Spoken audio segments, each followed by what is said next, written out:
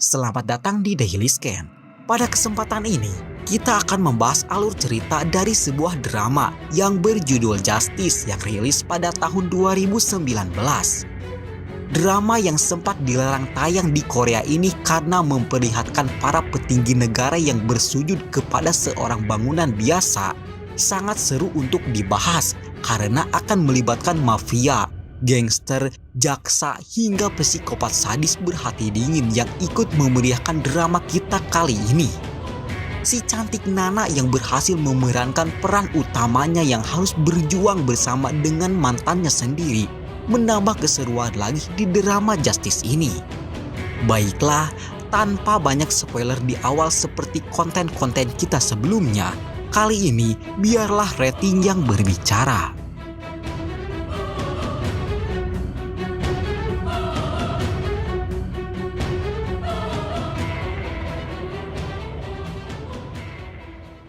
Film dibuka dengan memperlihatkan seorang pria berlumuran darah yang berjalan dengan tatapan penuh kekosongan. Pria tersebut bernama Lee Tae-young yang di perjalanan itu ia didatangi seorang pria tua yang berbagi segelas whisky. Pria tua tersebut bernama Pimpinan Song, seorang kepala bangunan biasa yang mampu membuat para menteri di Korea bersujud kepadanya. Lee Tae-young adalah seorang pengacara hebat yang hanya melayani para pejabat atau konglomerat yang telah melakukan tindak kejahatan. Seorang wanita bernama Yong-mi yang telah mendapatkan tindak pemerkosaan harus merasakan kepintaran dan kekejaman Tae-young yang berhasil membela pelaku sehingga pelakunya bebas tanpa syarat. Sebesar apapun kejahatan yang dilakukan oleh kliennya, Tae-young selalu berhasil memenangkannya. Namun Lee Tae-young hanya bisa dikalahkan oleh seorang jaksa cantik yang bernama So Yun-a, mantan pacarnya sendiri yang menjadi satu-satunya orang yang sangat ditakuti oleh Lee Tae-young. Tae-young tidak bekerja di sebuah firma hukum atau apapun itu. Ia hanya menerima pekerjaan yang diberikan oleh Pimpinan Song. Pimpinan Song hanyalah seorang kepala konstruksi bangunan biasa. Namun di balik semua itu, para menteri sampai bersujud kepadanya.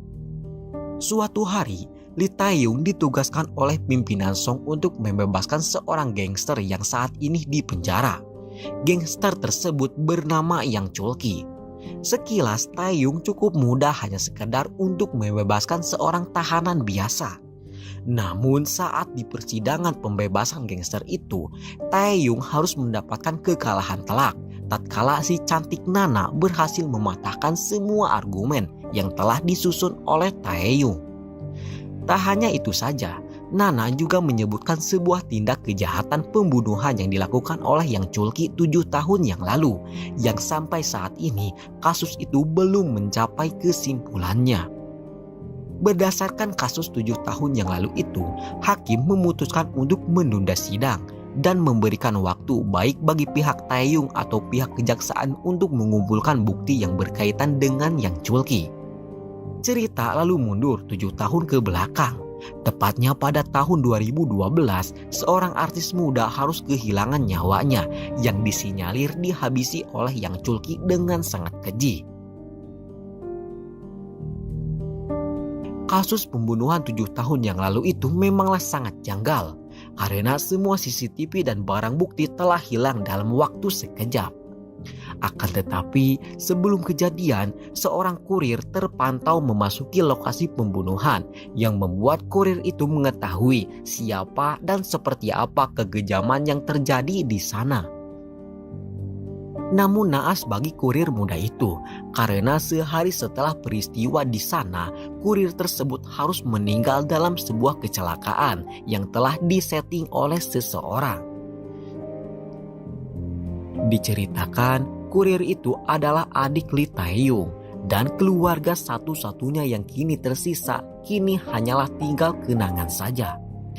Tae-young sangat terkejut karena ia baru mengetahui jika kematian adiknya berkaitan langsung dengan peristiwa yang terjadi pada 7 tahun yang lalu. Atas bukti foto tersebut, Tae-young kini benar-benar dilema karena ia harus membebaskan orang yang kini mungkin saja berkaitan dengan kematian sang adik.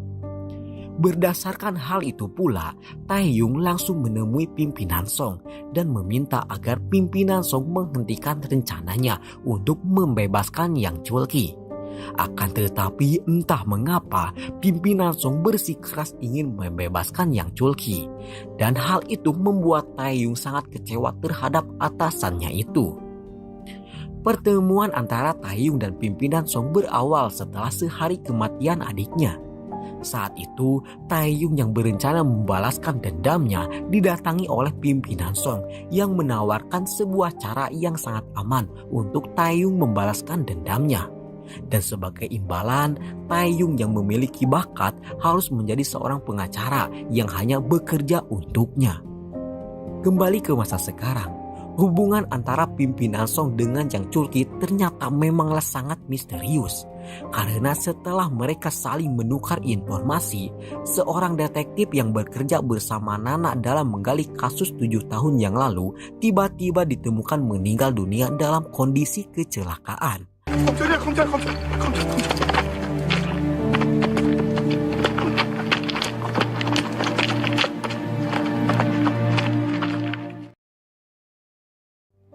Kematian detektif itu juga didengar oleh Taeyong yang kini semakin yakin jika kasus pembunuhan 7 tahun yang lalu ada kaitannya dengan kematian sang adik.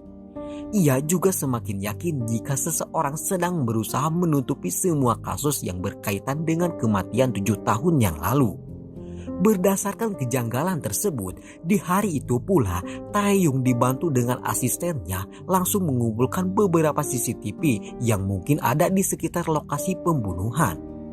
Setelah memeriksa beberapa CCTV yang telah dihancurkan oleh pelaku, untungnya mereka menemukan sebuah CCTV yang masih utuh. Di dalam rekaman CCTV itu menampilkan jika beberapa jam sebelum kejadian, adik Taeyong yang bernama Taejun memberikan sebuah paket kepada seorang wanita. Dan ternyata wanita itu adalah Yongmi yang telah Taeyong permalukan saat sidang pemerkosaan saat di awal film tadi. Setelah menerima paket itu, Yongmi ternyata memberikannya kepada Yang Chulki yang wajahnya terekam jelas di CCTV. Berdasarkan fakta yang baru ia temukan, Taeyong langsung menemui pimpinan Song dan memohon agar ia menghentikan rencananya untuk membebaskan Yang Chulki. Akan tetapi entah apa yang pimpinan Song rencanakan, ia tetap bersikeras ingin membebaskan Yang Chulki. Dan hal itu tentu saja membuat Taeyong sedikit curiga akan keterlibatan pimpinan Song dengan kematian adiknya. Kejanggalan juga terjadi di pengadilan karena Nana yang kemarin bertugas sebagai jaksa tiba-tiba digantikan oleh jaksa lain yang tentunya sudah disuap. Di hari itu secara resmi Yang Chulki dinyatakan bebas dari penjara karena tidak adanya satupun bukti yang menunjukkan jika Yang Chulki terlibat ke dalam pembunuhan yang terjadi 7 tahun yang lalu.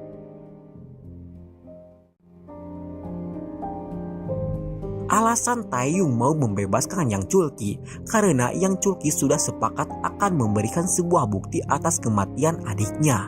Dan untuk mengambil bukti itu, Taeyong harus pergi ke rumah Yang Chulki seorang diri. Setelah bebas dari penjara, Yang Chulki langsung menemui pimpinan Song. Pimpinan Song yang memang terlibat ke dalam kematian adik Taeyong berencana akan memberangkatkan Yang Chulki dan keluarganya ke Australia. Karena kini satu-satunya orang yang bisa membongkar dosa yang telah dilakukan oleh pimpinan Song hanyalah Yang Chulki seorang. Saat malam semakin larut, Taeyong dibuat terkejut tatkala ia melihat Yang Chulki yang baru saja keluar dari rumah pimpinan Song. Hal itu membuat Taeyong semakin curiga jika pimpinan Song yang telah ia anggap seperti kakaknya sendiri memang terlibat ke dalam kematian adiknya.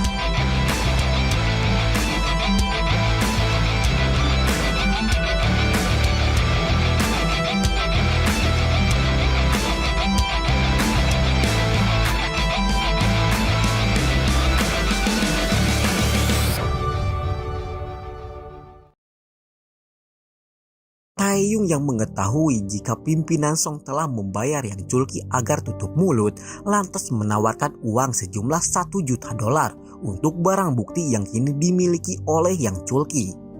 Ia yang mendapatkan tawaran sebesar $1 juta dari Taeyong pun lantas menaikkan harganya untuk pimpinan Song.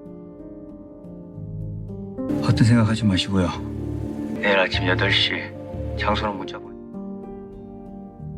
Tak lama berselang dari itu, Taeyong sengaja memberitahu pimpinan Song jika ia menawarkan uang sejumlah $1 juta untuk rekaman yang kini Yang Chul-ki miliki. Taeyong sengaja memberitahu pimpinan Song demi mengetahui sebesar apa pimpinan Song mau berkorban demi menjaga rahasianya dengan Yang Chul-ki. Mendengar kabar tersebut, pimpinan Song langsung mengirimkan uang yang diminta oleh Yang Chul-ki. Dan di hari transaksi, baik tim Nana maupun tim Taeyong berlomba-lomba dalam mengejar Yang Chul-ki yang kini keberadaannya sudah terdeteksi.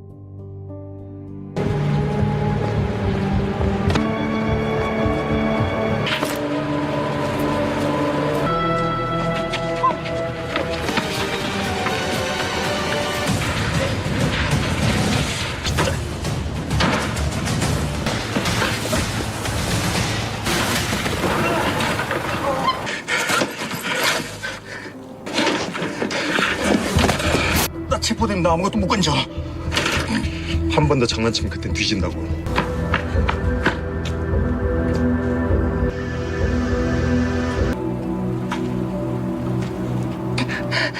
걔네들 Dalam kondisi terdesak itu, Yang Chul-ki berjanji akan memberikan handphone milik adik Taeyong.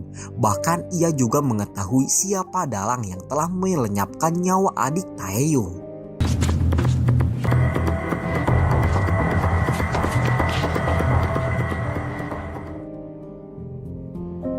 Di lokasi yang sudah dijanjikan, Taeyong yang satu langkah lagi mendapatkan petunjuk dari apa yang selama ini ia cari harus menghela napasnya tatkala ia melihat Yang Chul-ki yang sudah tak bernapas lagi.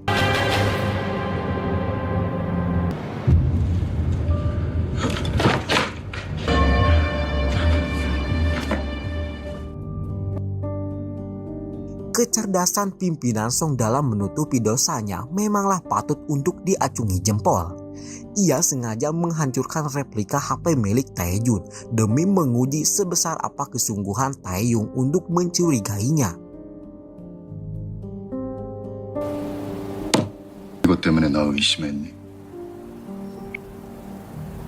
이 새끼가 네 동생 핸드폰을 어떻게 갖고 있었을까? 네 동생 양철기 짓이야.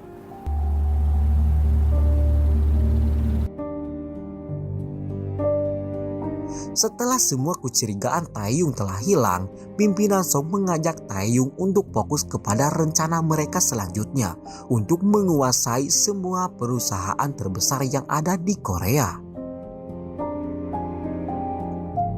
Perusahaan yang menjadi target mereka berdua bernama Jungjin Group, sebuah perusahaan yang penuh akan kontroversi namun selalu menang dalam semua persidangan. Jungjin Group adalah sebuah perusahaan yang bergerak di bidang elektronik, salah satunya adalah handphone. Perusahaan itu dipimpin oleh seorang pemuda tampan bernama Tak Soo-ho. Di balik ketampanan sang CEO, Tak Soo-ho adalah seorang psikopat sadis berhati dingin yang hanya bisa tertawa setelah menyiksa seseorang hingga meninggoy. Hadirnya psikopat ini akan menambah keseruan lagi dalam drama kali ini. Langkah awal yang Taeyong dan pimpinan Song lakukan untuk menumbangkan Tak Soo-ho ialah membela para pekerja yang telah menjadi korban atas kelalaian Jungjin Group yang telah menyuruh para pekerjanya memakai bahan berbahaya yang menyebabkan beberapa pegawainya harus buta secara permanen. Di waktu yang sama, si cantik Nana masih mendalami kasus 7 tahun yang lalu yang kini semakin membuatnya janggal. Dikarenakan semua wanita yang meninggal adalah seorang artis yang bekerja di sebuah agensi yang bernama Jang Entertainment. Kecurigaan mereka terhadap Jang Entertainment diperkuat lagi akan sebuah bukti yang ternyata Jang Entertainment mendapatkan gelontoran dana dari sebuah perusahaan yang bernama Bum Jung Construction, sebuah perusahaan konstruksi biasa yang dimiliki oleh pimpinan Song yang mati-matian membebaskan Yang Chulki, padahal statusnya masih tersangka di kasus pembunuhan yang belum terpecahkan. Dalam tanda kutip, para artis yang bekerja di Jang Entertainment bisa jadi dibeli oleh pimpinan Song. Nah, yang harus Nana gali, ia harus mengetahui siapa yang menjadi dalang dari kematian para artis yang bekerja di Jang Entertainment dan apa motif dari terbunuhnya para artis muda itu.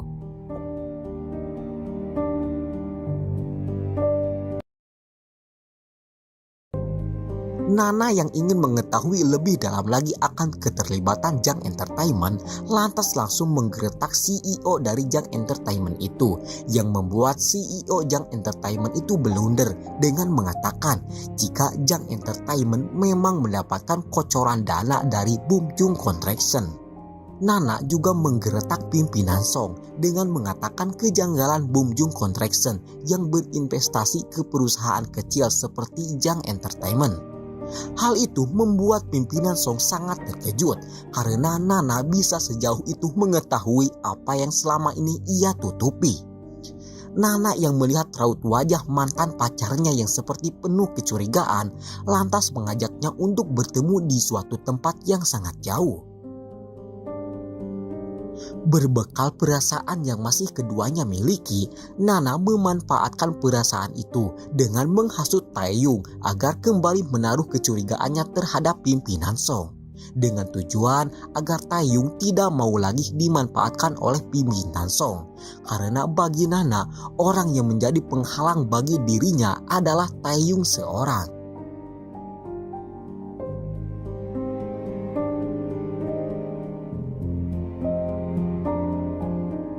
Seperti sudah mengetahui pertemuan tertutup itu, pimpinan Song langsung meyakinkan kembali Taeyong jika dirinya tidak terlibat ke dalam semua kasus yang kini sedang didalami oleh Nana. Pimpinan Song juga mengungkapkan jika Nana adalah ancaman besar baginya dan mereka harus bertindak secepat mungkin. Di waktu yang sama, Nana yang sedang dalam perjalanan pulang mendapatkan gangguan yang hampir saja melenyapkan nyawanya.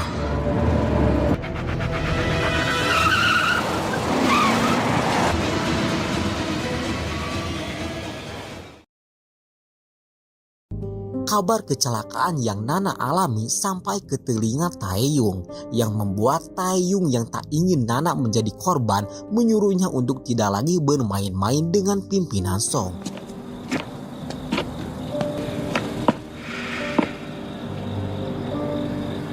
트럭이 내 차로 돌진했어. 그러니까 확실한 근거 없이 함부로 건드리지 말랬잖아. 송혜상이 나 가만 안 놔둔대? 네 엄한 사람 잡지 말고 지금 상황 똑바로 파악해. 그래서 가만히 있으라고? 뭐가 계란인지 반인지 좀 알고 덤비란 뜻이야. 이해가 안 간다. 여기까지 왜 왔니?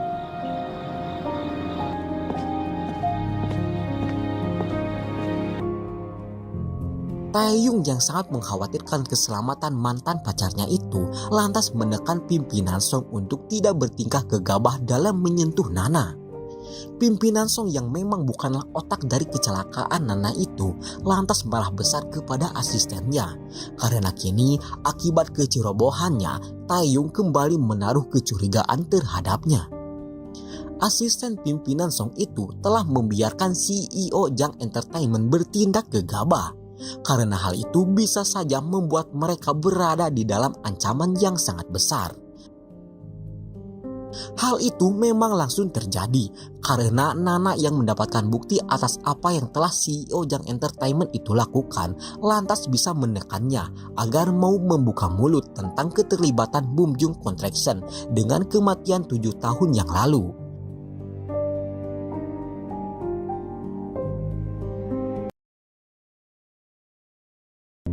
Walaupun bekerja dengan penuh kecurigaan, Taeyong tetap menjalankan tugas dari pimpinan Song dengan sangat baik, dengan berhasil menggali bukti atas kejahatan yang telah Jungjin Group lakukan. 저렴하다는 이유 때문이었습니다. 그건 5번 상자 원가 분석표 회장님께서는 그때 이미 이 사실을 알고 있습니까? 맞습니까? 맞습니까? 맞습니까?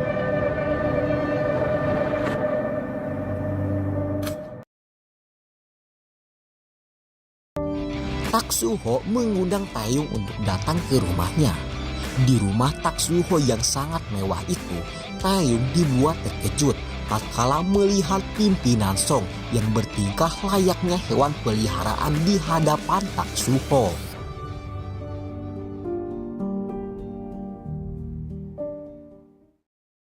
Diceritakan, jiwa psikopat Tak Soo-ho sudah muncul sejak ia masih kecil, yang mana saat itu Tak Soo-ho yang masih berusia 10 tahun membinasakan nyawa supirnya sendiri hanya karena ingin mengetahui sekuat apa manusia jika dihantam menggunakan batu bata. Di samping itu, kita diperlihatkan Young-mi yang ternyata telah mendatangani kontrak di Jang Entertainment. Ia yang ingin menjadi seorang artis dengan sangat mudah harus mau melayani hawa nafsu dari pria hidung belang terlebih dahulu sebagai syarat dari Jang Entertainment untuk para artisnya yang ingin cepat meraih cita-citanya. Di perjalanan pulang, Young-mi tak sengaja bertemu kembali dengan Taeyong yang sudah mengetahui jika sebelum adiknya meninggal, sang adik terlebih dahulu mengirimkan paket kepada Young-mi. Taeyong lantas menanyakan isi di dalam paket yang dikirimkan oleh adiknya itu.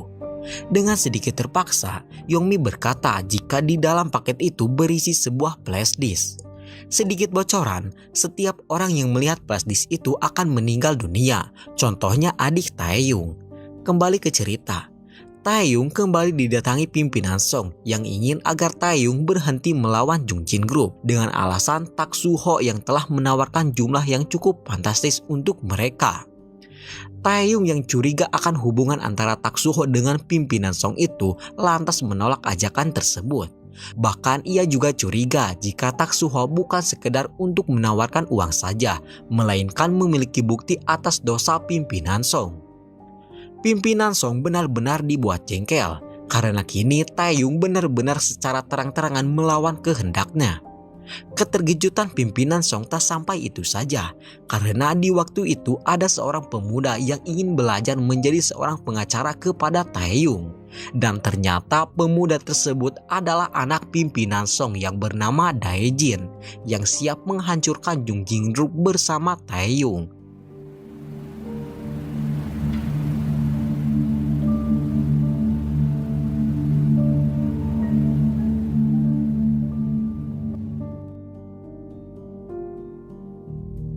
Di samping itu, Nana sedang menggali beberapa informasi tambahan dari Young-mi yang diketahui mendapatkan tawaran besar dari Jang Entertainment. Akan tetapi semua usahanya itu sia-sia karena Young-mi memilih untuk tutup mulut. Young-mi secara spesial akan dijadikan sebagai pemeran utama di acara televisi Jang Entertainment. Namun sebelum itu, Young-mi harus terlebih dahulu menemui investor Jang Entertainment untuk penandatanganan kontrak.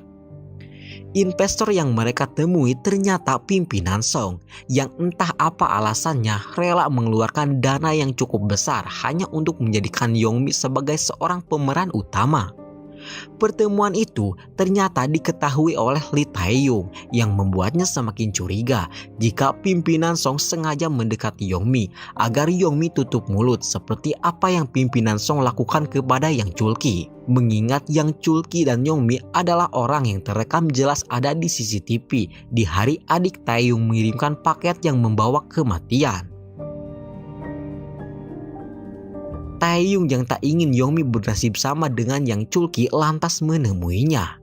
Akan tetapi, Young-mi tidak akan mempercayai semua perkataan dari Taeyong karena Taeyong pernah mempermalukannya di sidang pemerkosaan. Di malam harinya, Young-mi tak sengaja melihat sebuah flash disk yang tersembunyi di dalam sebuah mainan yang ia dapatkan dari seorang wanita misterius 7 tahun yang lalu. Saat Young-mi melihat isi di dalam flash disk itu, seketika ia pun mengetahui alasan adik Taeyong dibunuh oleh seseorang.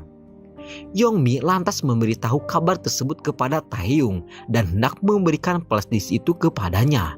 Karena seburuk apapun Taeyong, hanya Taeyonglah seorang yang bisa membongkar apa yang ada di dalam flashdisk itu. Akan tetapi sebelum itu terjadi, tiba-tiba seseorang menculiknya.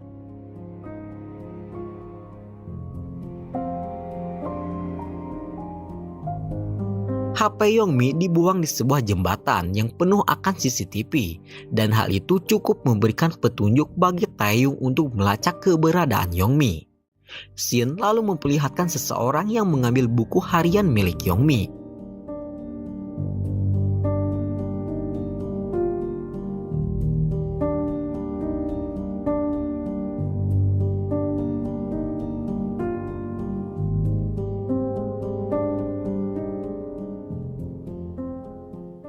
Detektif kepercayaan Nana yang bernama Ma Dong-suk mendapatkan kabar dari kepolisian yang memberitahunya jika 1 jam sebelum HP Yongmi menghilang, Yongmi diketahui memberikan sebuah pesan kepada Taeyong. Nana lantas langsung menemui Taeyong. Akan tetapi Nana harus mendapatkan sikap dingin dari mantan pacarnya itu. Diceritakan, Yongmi diculik oleh pimpinan Song yang sudah menyewa seorang pembunuh bayaran. Di samping hilangnya Yongmi, persidangan antara Lee Taeyong melawan Jung Jin Group semakin memanas. Kini di persidangan pertama, Taeyong berhasil membuktikan dan menyudutkan pihak Jung Jin Group yang membuat Taksuho geram dibuatnya.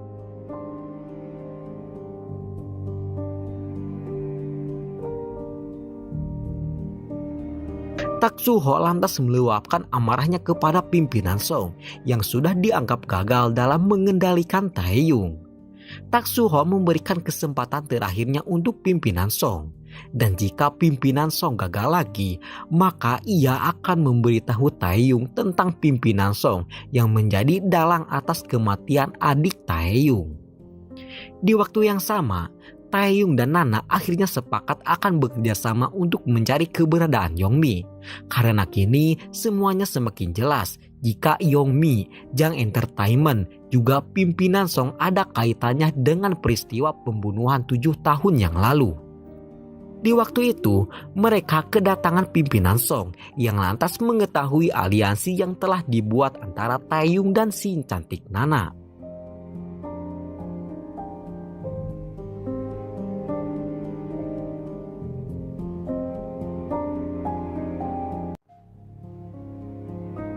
Pimpinan Song lalu memberitahu Taksuho akan Nana yang sedang berusaha menggali kasus-kasus yang kini semakin terang.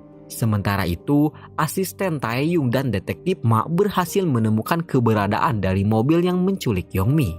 Dari rekaman CCTV itu, penculik Yongmi terlihat membuang sebuah puntung rokok yang pastinya akan meninggalkan sidik jari. Mereka lantas langsung bergegas mengambil puntung rokok itu.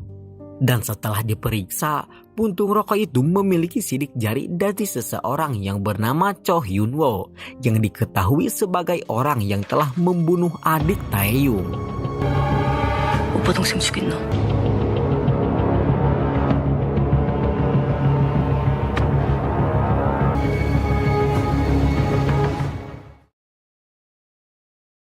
Informasi tambahan juga didapatkan oleh detektif Ma yang berhasil menemukan sebuah kejanggalan dari rekaman dashboard milik Presiden Jang Entertainment. Di suatu hari, Yongmi dan temannya terlihat dibawa ke sebuah bangunan tua oleh Presiden Jang Entertainment. Di bangunan tua itu, ia juga menemukan pimpinan Song yang memasuki sebuah restoran yang bernama Namwon. Tak hanya pimpinan Song saja yang ke sana, 2 orang menteri hingga kepala kejaksaan juga terekam datang ke restoran Namwon itu bersama pimpinan Song. Berdasarkan rekaman CCTV itu, kini Nana semakin yakin jika Jang Entertainment dan pimpinan Song ada kaitannya dengan hilangnya Yongmi. Di waktu yang sama, Yongmi sendiri tersadar sudah berada di sebuah kamar yang telah terkunci dan diawasi secara langsung oleh Cho Hyun-woo. Biar mudah dikenal, kita panggil saja si killer. Taeyong sengaja mendatangi pimpinan Song dengan memberitahunya jika si killer yang katanya telah meninggal dunia ternyata masih hidup dan kini sedang dicurigai sebagai penculik Yongmi. Taeyong sengaja melakukan itu untuk memancing pimpinan Song agar menemui si killer secara langsung demi memastikan kecurigaan akan hubungan pimpinan Song dengan si killer.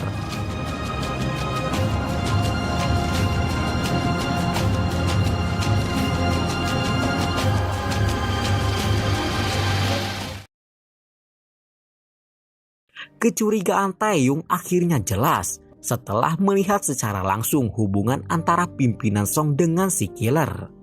Setelah pertemuan tertutup itu, Taeyong langsung mengikuti si killer demi mengetahui keberadaan Yongmi.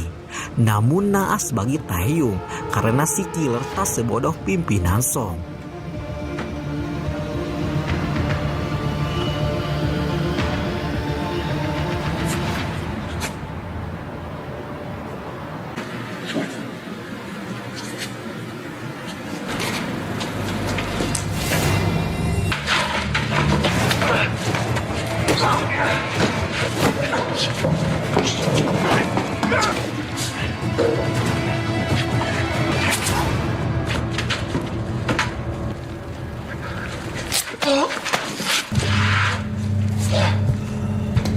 Dari perkelahian itu, Taeyong berhasil merebut ponsel yang diberikan oleh pimpinan Song.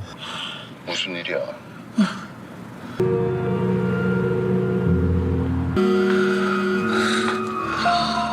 Taeyong benar-benar kecewa karena kini pimpinan Song yang telah ia anggap seperti kakaknya sendiri terbukti memiliki hubungan dengan pembunuh bayaran yang telah membunuh adiknya, dan ia mulai curiga jika pimpinan Song adalah otak yang telah membunuh adiknya sendiri.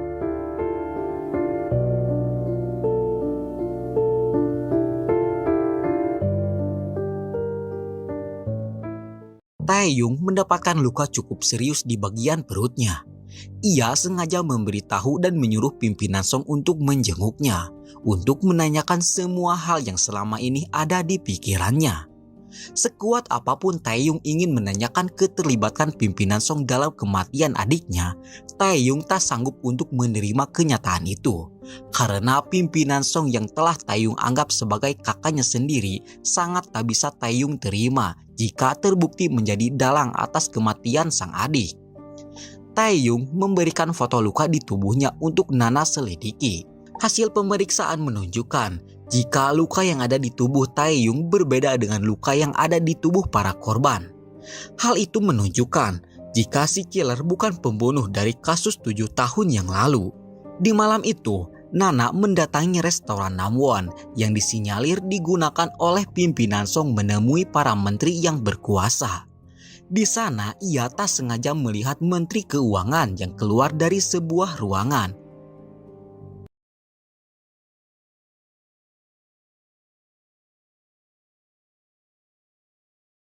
Di hari berikutnya, berita tentang si killer yang terlibat ke dalam kasus pembunuhan dan menghilangnya Yongmi sengaja disebarkan oleh Taeyong demi memancing si killer agar keluar dari persembunyiannya. Shin lalu memperlihatkan Taeyong yang sengaja mendatangi pimpinan Song untuk mencoba kembali menanyakan keterlibatannya atas kematian sang adik. Akan tetapi, lagi dan lagi, Taeyong tak sanggup menanyakan semua pertanyaan yang selama ini ada di benaknya. Ia hanya mengembalikan ponsel milik si killer yang diberikan oleh pimpinan Song. Langkah Taeyong dalam menyebarkan berita tentang si killer cukup efektif, karena berita itu membuat pimpinan Song kelabakan dalam melayani pertanyaan dari si killer, yang membuat si killer muak terhadap sikap pimpinan Song yang terlihat tidak mau bertanggung jawab atas si killer yang kini dinyatakan sebagai buronan. Si killer yang sakit hati lantas menghubungi Taeyong untuk memberikan sebuah informasi yang akan Taeyong sukai.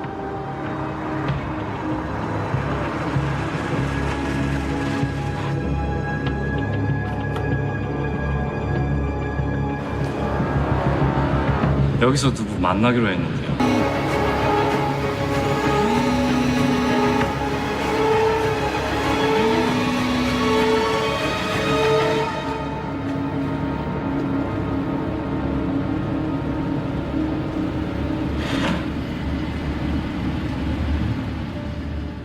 Belum juga Taeyong mendapatkan informasi, polisi terlebih dahulu datang menangkap si killer yang kini seorang buronan. Walaupun seperti itu, pimpinan Song berhasil membebaskan si killer dengan cara memperalat kepala kejaksaan yang tidak bisa berkutik di hadapan pimpinan Song. Untuk mencari tahu apa yang sebenarnya ada di balik kepala kejaksaan yang tak berkutik di hadapan pimpinan Song, Taeyong dan Nana lantas langsung mendatangi restoran Nanwon yang diketahui sebagai tempat mereka berkumpul.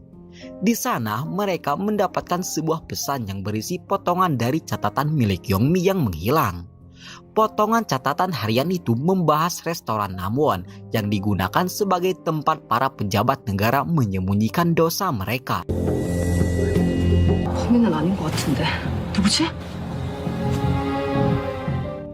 Pesan tersebut juga diterima oleh pimpinan Song yang membuat pimpinan Song ingin menutup restoran Namwon. Akan tetapi ternyata restoran Namwon itu dimiliki oleh Tak Suho yang tak ingin jika bisnis gelapnya itu ditutup hanya karena sebuah catatan yang bisa saja dipalsukan. Di sisi lain, penelusuran masih dilakukan oleh Nana dan Taeyong. Di gedung tua itu, mereka tak sengaja melihat asisten Jang Entertainment yang berkeliaran di sana.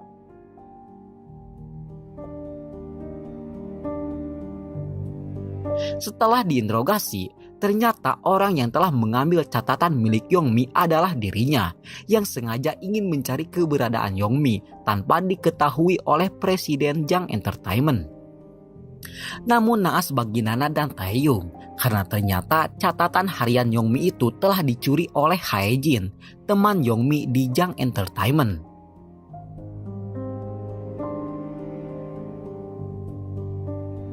Hae-jin membawa catatan harian itu kepada pimpinan Song dan ia meminta harga yang cukup tinggi untuknya agar tutup mulut.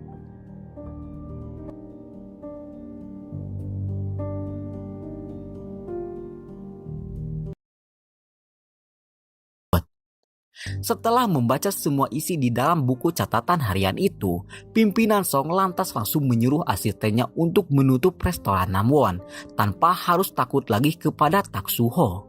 Akan tetapi setibanya ia di sana, ia malah melihat Taeyong yang sudah berhasil menemukan tempat rahasia yang biasa digunakan oleh pimpinan Song untuk melakukan bisnis gelapnya. Di sana, Taeyong dan Nana melihat sebuah kamar yang cukup mewah yang mungkin saja digunakan sebagai jasa seksual untuk kalangan pejabat dan menteri yang berkuasa di Korea. 여기가 성상납 장소라는 거네. 성상납 동영상? 근데 오빠 동생은 왜? Saat malam hari semakin larut, pimpinan Song dibuat terkejut tatkala melihat Taeyong yang sudah ada di dalam restoran Namwon. Di sana, semua pertanyaan tentang sang adik yang selama ini menjadi beban di hidupnya akhirnya terjawab. 우리 다 때려치우고 그래서 내 동생도 죽였어? 너도 죽였어야 했나? 형이 실수했네. 내 동생 죽이고 나까지 완벽하게 죽였어야. 걔 왜 죽였냐고! 그러니까.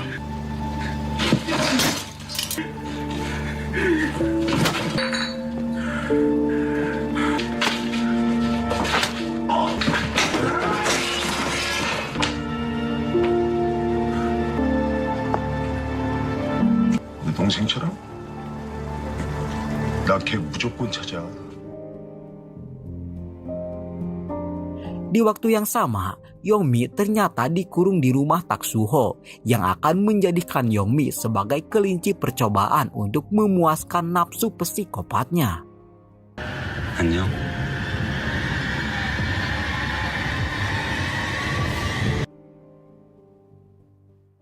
Di hari berikutnya, Taeyong yang mengunjungi makam sang adik dikejutkan akan kehadiran pimpinan Song dan Dae-jin yang juga datang ke sana untuk berziarah ke makam Tae-jun. Dan ternyata diketahui Tae-jun adalah teman satu-satunya yang selalu menolong Dae-jin saat Dae-jin mendapatkan bulian dari teman sekelasnya. Tim Taeyong dan Nana kini menargetkan Jaksa Agung sebagai orang pertama yang akan mereka hancurkan. Berbekal informasi yang mereka miliki, Taeyong berhasil menemukan wanita simpanan milik Jaksa Agung yang membuatnya bisa memiliki akses untuk masuk ke rumah pribadi milik Jaksa Agung. Di sana, dibantu teman detektif Ma, Taeyong berhasil membuka sebuah berangkas yang berisi semua kejahatan yang dilakukan oleh Jaksa Agung. Dimulai dari skandal wanita, suap menyuap, hingga korupsi tersusun rapih di dalam berangkas itu, yang membuat Taeyong memiliki banyak bukti untuk menumbangkan Jaksa Agung. 세미야.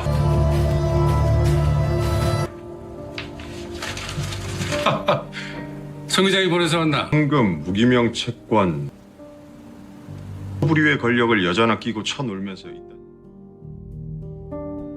Taeyong langsung menemui pimpinan Song dan memberitahunya jika apa yang terjadi kepada Jaksa Agung adalah langkah awal ia untuk menghancurkan pimpinan Song. 겁나 잘하니까. 간 권력과 돈의 카르텔이야. 당장 장영미 데려다 놔.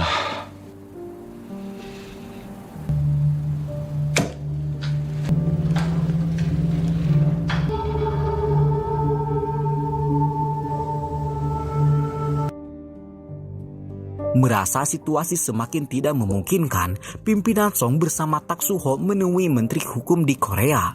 Menteri Hukum itu adalah ayah si cantik Nana, yang entah apa tujuan pimpinan Song menemuinya. 힘을 위해서라도 오늘 자리는 중요할 것 같은데요.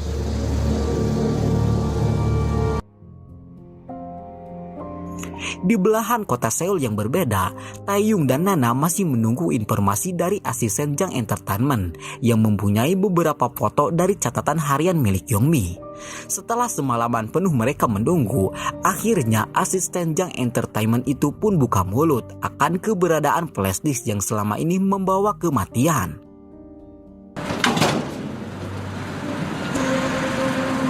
실종된 찾아와 주실 거죠? 네. 니는 이 오르골을 왜 주고 간 걸까?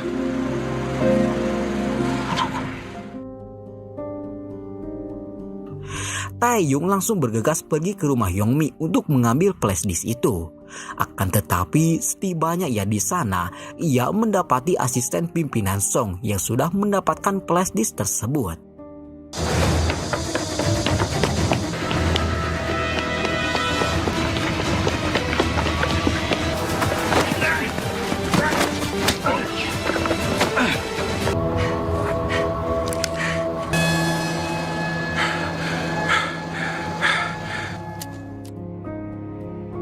Flashdisk itu berisi sebuah rekaman tentang para menteri Korea yang menyewa artis dari Jang Entertainment untuk menjadi wanita pemuas nafsu mereka.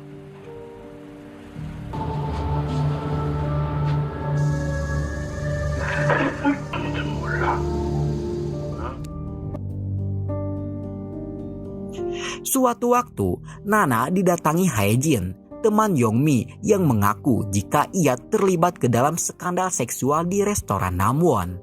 Saat Nana menanyakan siapa yang telah merasakan serambi lempit milik Haejin, betapa terkejutnya Nana karena ternyata ayahnya terlibat ke dalam skandal seksual di restoran Namwon itu. Nana sangat terpukul akan kesaksian itu karena ia tak percaya jika sang ayah yang selalu menjadi pelindung bagi dirinya ternyata terlibat ke dalam kasus seksual yang sangat hina. Apa yang dilakukan Haejin adalah perintah langsung dari pimpinan Song sebagai ancaman untuk ayah Nana agar ayah Nana menghentikan semua kasus yang saat ini sedang Nana selidiki.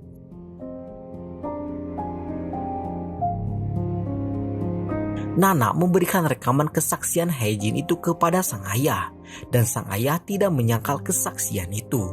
Sang ayah juga sangat tersiksa akan perbuatan yang pernah ia lakukan. Karena berkat hal itu, ia kini harus menjadi seorang boneka yang takut akan dosa yang telah ia perbuat.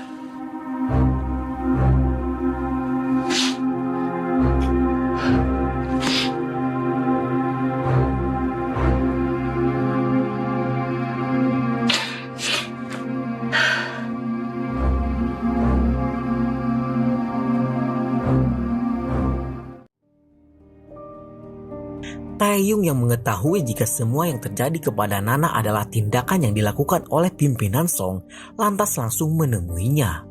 Di sana, Taeyong sangat kecewa akan sikap pengecut yang pimpinan Song lakukan. Dan ia bersumpah akan memberikan apa yang saat ini dirasakan oleh Nana kepada pimpinan Song dengan menjadikan Daejin sebagai seorang anak yang kecewa kepada ayahnya karena telah tega membunuh sahabat sejatinya sendiri. Diceritakan 7 tahun yang lalu, senior Nana yang bernama Ibu Kim adalah kejaksaan yang menangani kasus kematian pertama. Ayah Nana yang saat itu menjadi kepala kejaksaan menyuruhnya untuk menutup kasus itu karena dirinya terlibat ke dalam praktek prostitusi yang disediakan oleh restoran Damwon. Dan akibat hal itu, ayah Nana tidak bisa berkutik di hadapan pimpinan Song.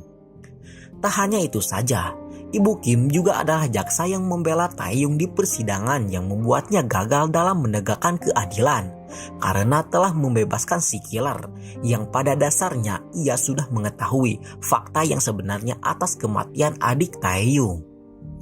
Kembali ke masa sekarang, kesedihan dan kekecewaan yang Nana derita tak menggendarkan dirinya untuk menegakkan keadilan. Ia langsung menemui pimpinan Song secara langsung dan menegaskan jika apa yang pimpinan Song lakukan tidak akan membuatnya mundur untuk menghancurkan pimpinan Song, walaupun ia sendiri harus mengorbankan nama baik sang ayah. Nana benar-benar dalam membuktikan ucapannya. Ia langsung menyuruh ayahnya untuk berhenti menjadi seorang menteri dan menyuruhnya untuk terus bersembunyi di balik dosa yang terus menjadikannya boneka mainan milik pimpinan Song. Di suatu malam, Taeyong mengumpulkan 2 menteri bersama pimpinan Song. Ia juga menunjukkan rekaman yang menjadi bukti akan prostitusi yang telah mereka lakukan. Keterkejutan mereka tak sampai itu saja, karena di waktu itu Nana juga datang ke sana untuk menangkap 2 menteri itu atas kasus prostitusi, sekaligus membuktikan kepada pimpinan Song jika apa yang ia katakan benar-benar akan terjadi. Setelah penangkapan itu, pimpinan Song dan Tak Suho kembali menekan ayah Nana untuk segera mengambil tindakan atas apa yang kini Nana lakukan. Tak Suho juga mengancam akan membunuh Nana jika ayah Nana tidak segera menghentikan Nana. 뭐 하고 있는 거야? 아 진짜 고집 세시네 짜증나게. 자꾸 이러시면 위험해져요.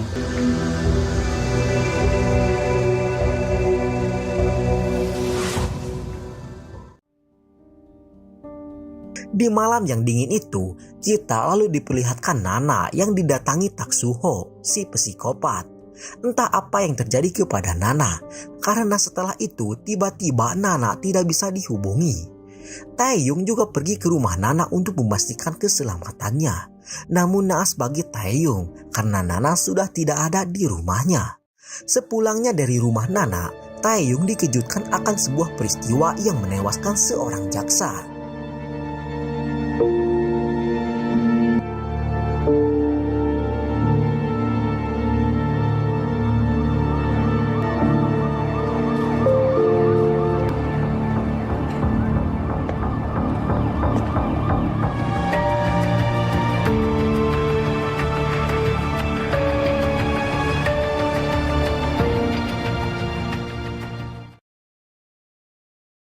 Jaksa yang bunuh diri itu adalah ayah Nana yang ingin agar Nana leluasa dalam membongkar semua kasus yang terjadi tanpa ada rasa takut kepada ayahnya. Kematian sang ayah membuat pukulan yang begitu besar bagi Nana. Tak Suho yang masih memiliki rencana khusus buat Nana mampu berakting dengan baik yang membuat Taeyong sangat geram kepada psikopat itu. Sebelum melakukan aksi bundirnya itu, ayah Nana terlebih dahulu menyusun kasus yang terjadi dengan sedetail mungkin. Dan di susunan itu, pimpinan Song adalah orang yang paling berperan di balik semua yang terjadi. Di dalam surat wasiat itu, ayah Nana juga menyebutkan jika Nana tak akan bisa menangkap pimpinan Song, karena pimpinan Song tidak pernah meninggalkan sedikit pun jejak yang menyeret dirinya. Di akhir surat, sang ayah juga menuliskan jika Nana harus berhati-hati kepada Tak Suho, si psikopat.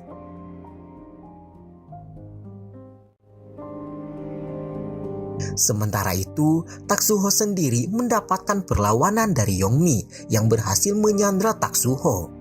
Ia lantas memintanya untuk menelpon polisi untuk memberitahu kepolisian jika dirinya disekap di rumah Taksuho.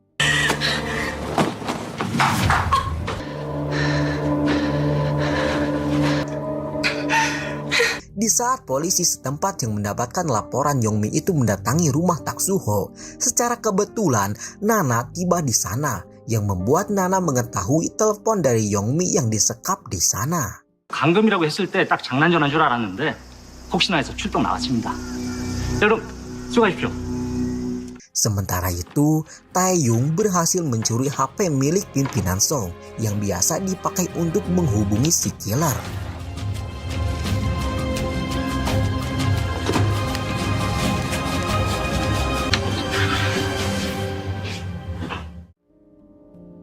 Di waktu itu, Taeyong mendapatkan kabar dari Nana yang memberitahunya jika ia sedang ada di rumah Taksuho. Mendengar Nana yang ada di rumah Taksuho, Taeyong lantas langsung bergegas menyusulnya karena ia tahu jika Taksuho akan melancarkan aksinya. Di rumah Taksuho sendiri, Nana yang sedang berkeliling melihat rumah Taksuho dibuat terkejut tatkala melihat sebuah ruangan yang penuh akan kunci gembok. Kamar itu adalah kamar yang Taksuho pakai untuk menyandra Yongmi.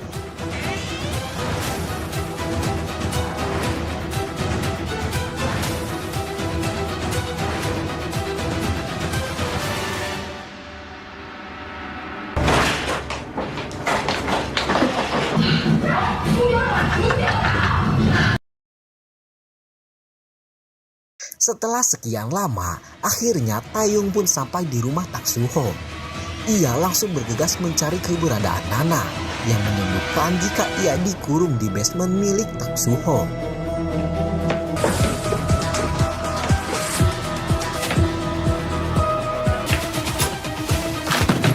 누나야!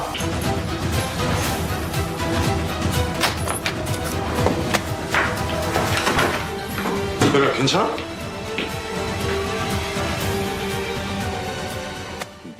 Setelah berhasil membebaskan Nana, mereka dikejutkan akan kehadiran pimpinan Song yang panik karena HP-nya dicuri Taeyong. Di momen itu, dengan kepintarannya, Taeyong berhasil memanas-manasi mereka untuk memindahkan Yongmi dari tempat itu. Apa yang semuanya terjadi ternyata rencana dari Nana yang sengaja ingin memberikan ponsel untuk Yongmi pakai. Singkat cerita, pimpinan Song akhirnya memakan umpan yang Taeyong tabur. Ia menyuruh asistennya untuk memindahkan Yongmi. Pimpinan Song juga menyuruh asistennya untuk membunuh si killer. Karena hanya si killer, orang yang bisa membongkar semua keterlibatan pimpinan Song dalam mendalangi restoran Namwon. Kembali ke Taeyong dan tim. Setelah sekian lama menunggu, akhirnya Yongmi dipindahkan. Mereka langsung mengikuti GPS dari HP yang telah Nana berikan. Akan tetapi di tengah perjalanan mereka kehilangan jejak. Di tempat itu, Taeyong menyadari sesuatu jika ia pernah berjalan di jalanan itu bersama pimpinan Song. Seketika itu ia pun sadar jika Yongmi pasti dibawa ke villa milik pimpinan Song yang tak jauh dari tempat itu. Kedatangan mereka ke villa itu menggagalkan aksi asisten pimpinan Song dalam membunuh si killer. Hal itu akan berdampak besar bagi pimpinan Song karena kini si killer pasti akan membencinya dan akan mengungkap semua perbuatan pimpinan Song. Bebasnya Yongmi menambah bukti yang mereka dapatkan dan mereka berencana akan menyebarkan video di flashdisk kematian berbarengan dengan kesaksian dari Yongmi. Namun sayang, rencana mereka kembali dijegal oleh pimpinan Song yang menyuruh kepala kejaksaan untuk memberhentikan Nana sebagai seorang jaksa. Ibu Kim yang sudah menyusun rencana dengan mendiang ayah Nana memberikan semua berkas yang telah ia susun rapi. Ia juga menyuruh agar Nana untuk segera mengungkap kasus itu tanpa menghiraukan kepala kejaksaan. Bebasnya Yongmi tentu saja membuat pihak pimpinan Song dan Taksuho ketar-ketir. Tak Soo-ho yang tak ingin semua kejahatannya terungkap lantas berencana akan membunuh Taeyong dan Nana. Sebelum itu, Tak Soo-ho didatangi si killer yang meminta bantuan untuk membalaskan dendamnya kepada pimpinan Song.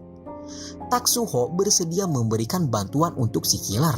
Namun sebelum itu, si killer harus terlebih dahulu membunuh Yongmi sebelum Yongmi memberikan kesaksiannya. Di malam itu, si killer langsung beraksi dengan berpura-pura menjadi seorang dokter. Akan tetapi, ternyata semuanya sudah dikantongi Taeyong dan tim yang sudah menebak jika si killer pasti akan datang ke sana untuk membunuh Yongmi. Entah apa yang Taeyong dan si killer bahas, karena setelah itu si killer meminta pimpinan Song dan Tak Soo-ho untuk menemuinya.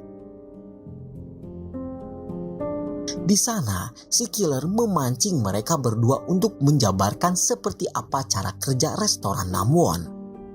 Pimpinan Song menyediakan artis dari Jang Entertainment untuk menjadi pemuas nafsu para pejabat.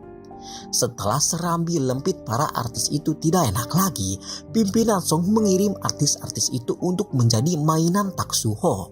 Dan Tak Soo-ho lah yang membunuh para artis itu untuk memenuhi kebutuhan nafsu psikopatnya.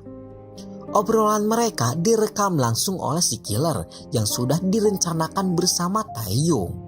Si killer langsung diamankan oleh Nana karena setelah pertemuan itu pimpinan Song pasti akan membunuh si killer karena kini si killer adalah kunci utama untuk menangkap pimpinan Song. Untuk melindungi si killer dari pimpinan Song, Nana mempercepat penahanannya karena nanti di persidangan kesaksian si killer sangat dibutuhkan untuk membongkar semua kejahatan pimpinan Song.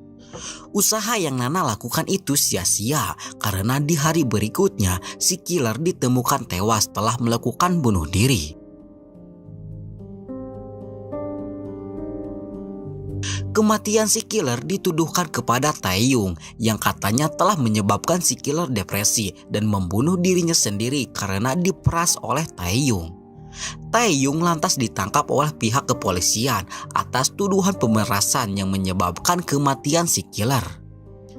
Apa yang semuanya terjadi lagi dan lagi adalah langkah yang dilakukan oleh pimpinan Song yang tak ingin jika semua usahanya sia-sia hanya karena si killer yang mengkhianatinya.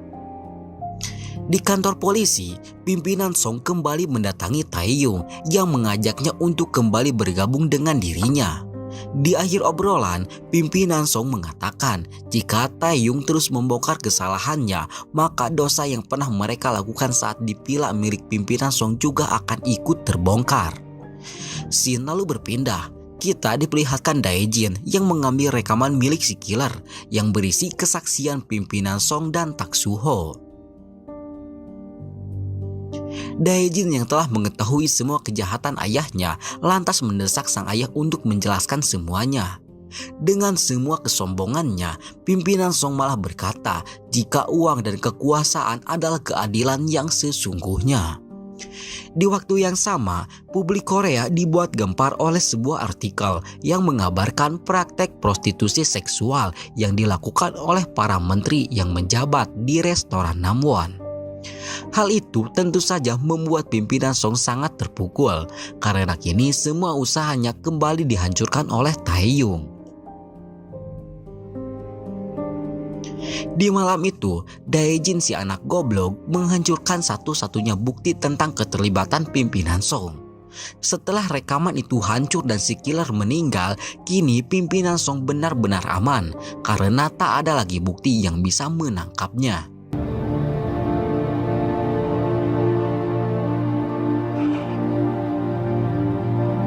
우리 애들한테 사과하면 수술비 치료비 다 준다고요. 당장 무릎 꿇고 사과해요. 하지마! 하지마!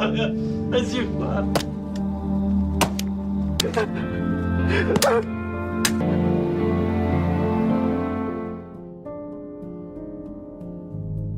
Kecerdasan pimpinan Song tak sampai itu saja. Ia juga melimpahkan semua tuduhannya kepada Tak Su-ho dengan memberikan sebuah catatan keuangan milik restoran Namwon yang menambah bukti jika restoran Namwon itu adalah milik Tak Su-ho. Taeyong yang tak ridho jika pimpinan Song bisa bebas begitu saja, lantas langsung berencana akan mempublikasikan rekaman milik si killer. Namun sayang, rekaman itu telah hilang dan dihancurkan oleh Dae-jin.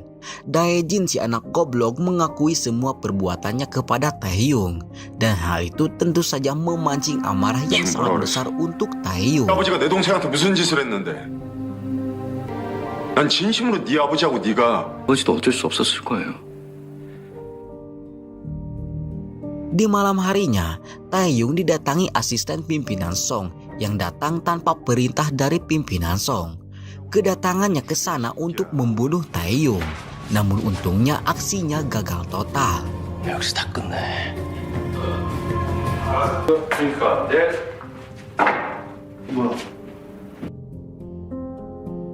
Dengan kepintarannya, Taeyong memanfaatkan kebodohan asisten pimpinan Song itu yang membuat asisten pimpinan Song itu harus mendapatkan hukuman yang sangat menyakitkan.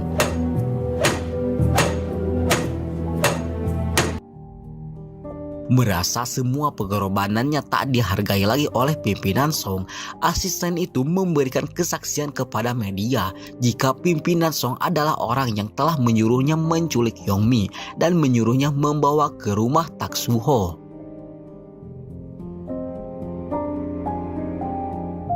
Singkat cerita, pada akhirnya sidang untuk mengungkap siapa yang menculik Yongmi pun dimulai. Asisten pimpinan Song yang kini ada di pihak Tak Su-ho harus ditangkap oleh polisi karena terbukti di CCTV telah membunuh si killer. Di persidangan itu, Tak Su-ho berhasil menghancurkan mental psikolog Yongmi yang membuat Yongmi tak bisa berkata sepatah kata pun. Namun untungnya, Taeyong berhasil mengembalikan kepercayaan Yongmi yang membuat Yongmi bersaksi jika yang menculik dirinya adalah Tak Su-ho. Kesaksian Yongmi diperkuat dengan rekaman CCTV yang berhasil direkam oleh si killer. Dan tentu saja hal itu semakin memberatkan pihak Tak Su-ho. Tak Su-ho benar-benar hancur. Ditambah kini pimpinan Song yang ia anggap sebagai hewan peliharaannya sendiri balik menyerang dirinya. Untuk menutup semua kasus itu, Tak Su-ho menculik dan hendak menghabisi Nana. Akan tetapi Taeyong sudah mempersiapkan hal itu yang membuat kini Tak Su-ho tidak bisa berkutik lagi. 찾았어요.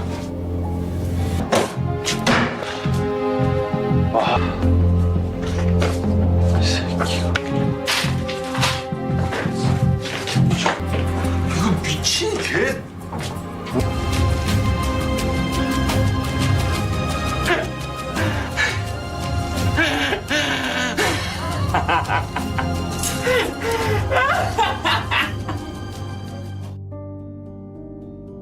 Tertangkapnya Tak Su-ho tentu saja membuat Junjin Group kehilangan pimpinannya.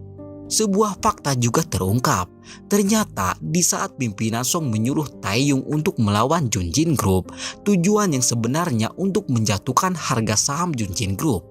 Di saat harga saham itu hancur, pimpinan Song secara diam-diam membeli saham Junjin Group atas nama Dae-jin, yang kini membuat Dae-jin menjadi pemilik Junjin Group yang baru. Sungguh cara yang sangat membagongkan.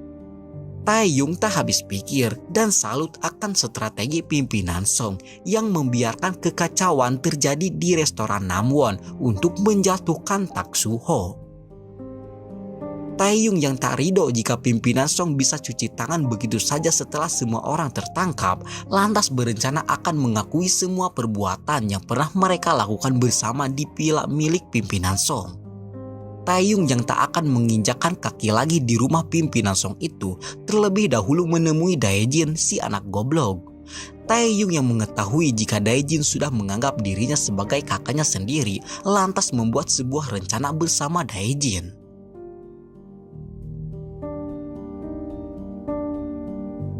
Sepulangnya dari rumah pimpinan Song, Taeyong langsung menemui Nana dan memintanya untuk menjadi jaksa yang mengurus kasus pembunuhan yang pernah Taeyong dan pimpinan Song lakukan di villa pimpinan Song.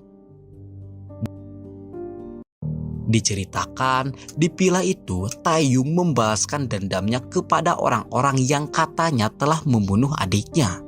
Saat itu, Taeyong yang tak sanggup membunuh manusia dilanjutkan oleh pimpinan Song yang ingin menjadikan Taeyong sebagai anak buahnya. Di waktu yang sama, Daejin mendesak ayahnya untuk mengaku jika dirinya telah membunuh Taejun. Daejin juga merekam percakapan itu untuk ia jadikan bukti di pengadilan. Pimpinan Song mengetahui aksi Daejin yang merekam percakapan itu. Namun kini, pimpinan Song yang melihat kesungguhan Daejin untuk hidup dengan penuh kejujuran dan cara yang halal, lantas mengakui semua perbuatannya. Dimulai membunuh Taejun hingga mendalangi restoran Namwon juga ikut ia akui. Tak hanya itu saja, pimpinan Song juga mengaku jika dirinya telah membunuh orang-orang yang telah dia suruh untuk membunuh Taejun. Hal itu ia lakukan agar Taeyong bisa bebas, agar Taeyong bisa menjadi kakak yang terbaik untuk Daejin suatu hari nanti. Di persidangan, Daejin memberikan hasil rekaman itu dengan hati yang penuh pengorbanan. Ia harus mengorbankan ayahnya sendiri karena tak ingin ada lagi korban yang berjatuhan hanya karena akibat nafsu dan ambisi ayahnya sendiri.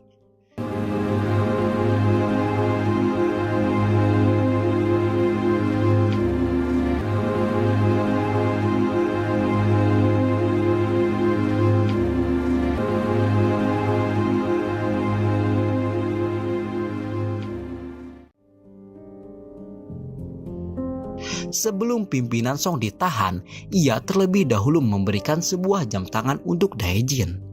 Jam tangan itu adalah jam tangan yang ia beli untuk Daejin di saat mereka masih miskin dahulu. Pimpinan Song juga mengundang Taeyong untuk datang ke villa miliknya. Di villa itu, pimpinan Song berbagi segelas whisky yang biasa mereka minum bersama.